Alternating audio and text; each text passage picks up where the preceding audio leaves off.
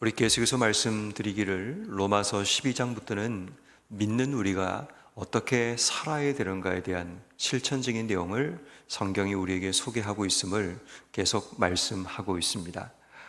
다시 말해 믿는 우리가 이 땅 속에 어떻게 살아가야 되는지를 사도 바울은 구체적인 여러 가지 말씀을 통해 우리에게 설명하고 있음을 보게 됩니다. 특별히 오늘 성경 말씀에도 15절부터 18절까지 세상 속을 살아가는 크리스찬들이 믿는 우리가 다른 사람들과의 관계 속에서 어떻게 살아가야 하는지, 또 19절부터 20절까지는 조금 더 그 관계를 축소해서 원수들과 우리가 어떤 관계를 가지고 살아야 되는지, 그리고 마지막 21절에는 그렇다면 우리 자신, 믿는 우리가 이 땅을 어떻게 살아가야 되는지 그 기준과 방법에 대한 부분을 설명하고 있습니다.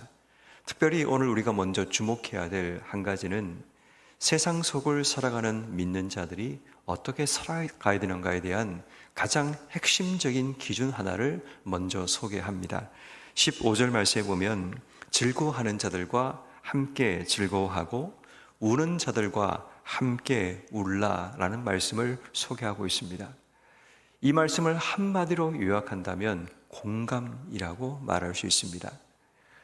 세상을 살아가는 크리스찬들에게 하나님께서 요구하시는 한 가지는 공감할 수 있느냐, 우는 자들과 함께 울 수 있는 공감, 즐거워하는 자들과 함께 즐거워할 수 있는 그런 공감의 마음을 가지고 있느냐라는 겁니다. 16절 말씀은 조금 더 말합니다. 서로 마음을 같이하여.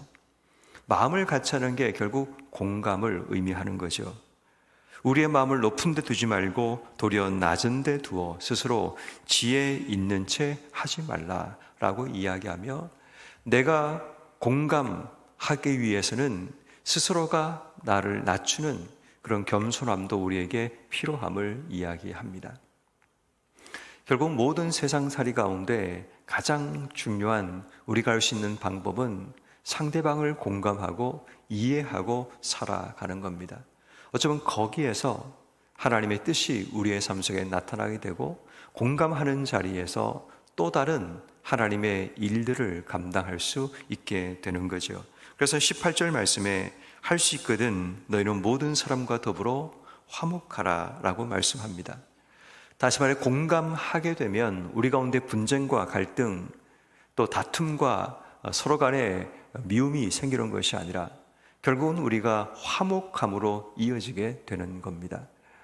공감이 우리 속에 사라지게 되면 우리의 기준과 판단을 가지고 모든 일을 하게 되고, 그러면 결국 우리의 삶이 서로의 갈등과 문제가 더 커지게 되는 것을 발견하게 됩니다. 전에도 말씀드린 적이 있는데, 우리가 사랑하게 되면 방법을 찾게 되고, 또 사랑하지 못하거나 사랑이 식어지게 되면 핑계를 댄다는 말씀을 한번 드린 적이 있습니다. 공감한다는 것은 공감하기 때문에 서로 방법을 찾고 문제를 해결하기 위해 그 일에 적극적으로 끼어드는 것을 의미합니다. 그렇지만 반대로 우리가 공감이 사라지게 되면 결국 핑계를 대고 도망칠 방법을 찾게 되고, 아니면 내가 높다는 사실을 증명하거나 아니면 관심을 두지 않는 그런 삶을 살아가기도 하게 되는 겁니다. 그런 의미에서 우리가 세상을 살아갈 때 가장 중요한 삶의 자세는 내가 상대방과 공감할 수 있는가, 또 내 주변 사람들과 공감할 수 있는가. 어떻게 보면 추석 명절이 이제 시작되는데, 이 추석 명절에 가족들과 갈등과 분쟁이 일어나지 않기 위해서 우리에게 가장 우선되는 한 가지는 공감입니다. 상대의 입장에 서보고 또 그들과 같은 마음을 품어보려고 노력하는 것, 그럴 때는 우리 속에 생겨나는 판단하는 것, 또 정죄하는 것, 때로는 비난하고 싶은 마음들도 우리 속에 사라질 수 있게 됩니다. 그런 의미에서 우리는 상대방과 공감할 수 있는 마음을 가지는 것, 그것이 세상을 살아가는 크리스찬들에게 요구되는 삶의 모습임을 우리가 먼저 발견하게 됩니다.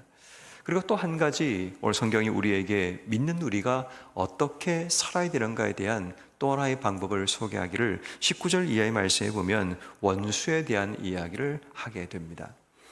여러분, 원수를 대하는 것은 우리가 가지는 관계에서 가장 극한적인, 가장 어려운 부분이기도 합니다. 원수를 어떻게 대해야 되는가, 이것이 우리에게 가장 큰 고민이기도 합니다. 원수란 이야기는 우리와 갈등 관계, 다툼의 관계, 미움의 관계 속에 있는 자를 의미합니다.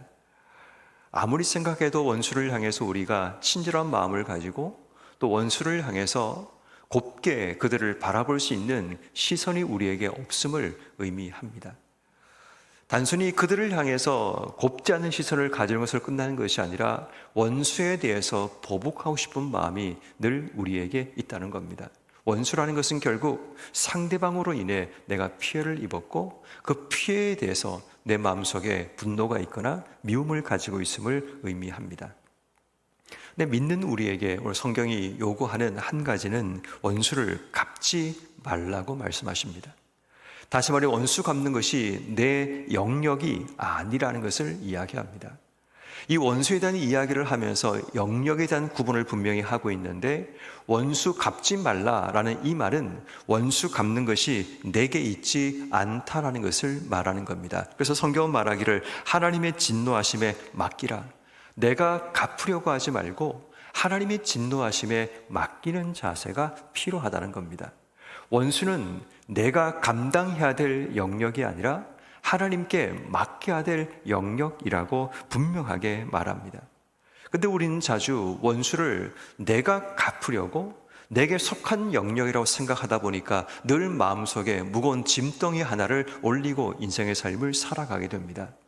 원수에 대한 미움과 분노로 우리의 삶을 허비하거나 우리의 마음에 늘 언제나 무겁게 사는 이유가 그 원수에 대해 해결되지 못한 우리의 삶의 모습 때문입니다.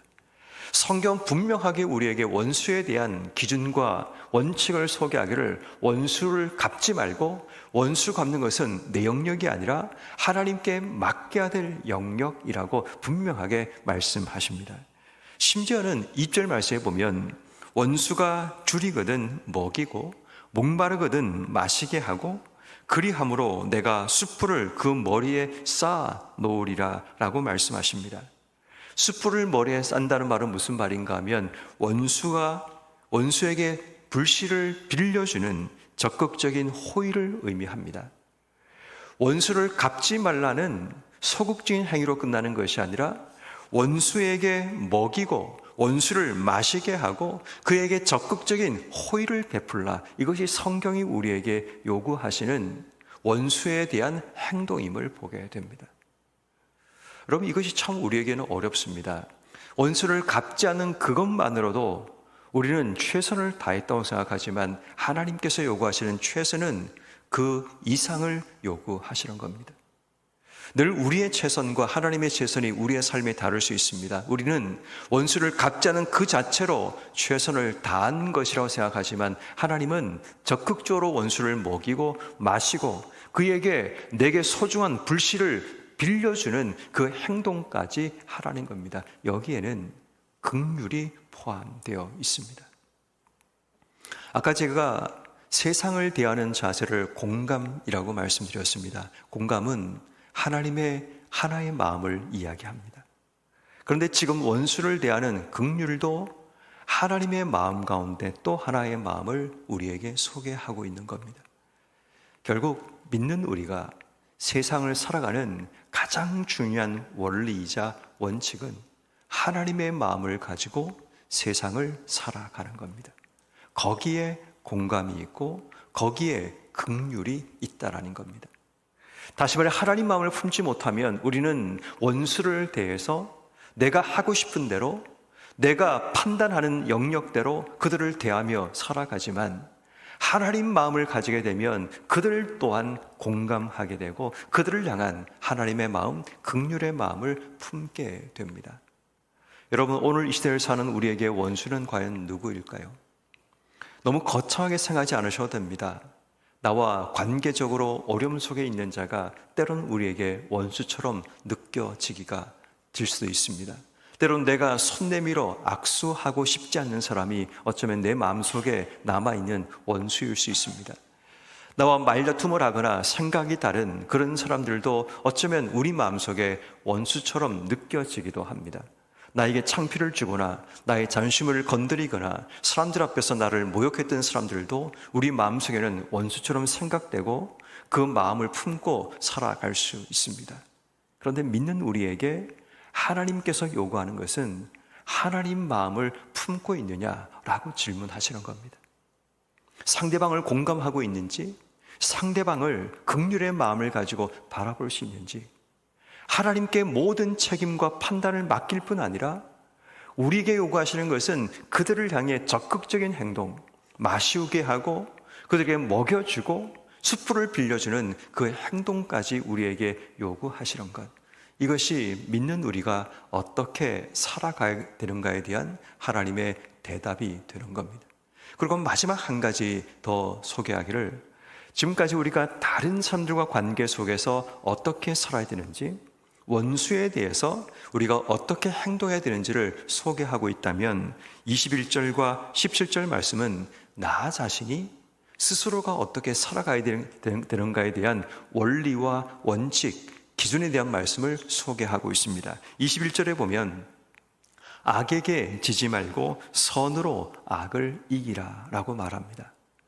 악과 선을 우리에게 말씀하시면서 우리 인생의 삶에 분명한 기준을 가지고 살아가야 된다라는 말씀을 주시는 겁니다.